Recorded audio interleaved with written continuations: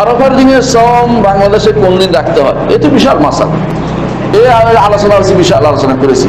সংক্ষেপে বলি, আরাফাটা কোনো পৃথিবীর আর কোথাও পাওয়া যায় না।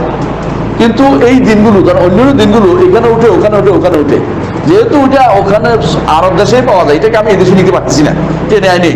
এই জন্য মানুষের মধ্যে দ্বিমত হয়ে গেছে। আমি মনে করি যে আরাফার দিনে হইতে পারে। আমি এবং আমাদের শেখ সুলাইমান সালিমুল্লাহ রাহাইলি মোদির ইউনিভার্সিটি টিচার, উনি বলেন যে না, এটা আরাফার দিন এমন জিনিস যেটা আরাফা একটা জায়গায়, আরাফা বিভিন্ন জায়গায় হয় না। সুতরাং আপনাকে সেই হিসাবটা মেনে আপনাকে চলতে হবে, অন্যগুলির মতো নয়। অর্থাৎ যেটা আমরা অন্যান্য সময় যেটা করি, বা ঈদের সময় রমজানটার মতো নয়। রমজান তো এখানে চাল উঠে, কাজ এখানে উঠে দেখা যায়।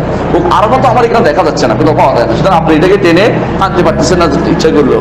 তো যেটা যেখানে আছে ওইখানে রাখতে হবে। যেমন আপনি জিল হজের দিন কি আমাদের কি ইয়া হবে নাকি, আরেক দিন হবে নাকি, পরের দিন হবে নাকি? জিল হজ ওখানে জিল আছে, ওইটা হজের দিন তো ওখানেই হবে।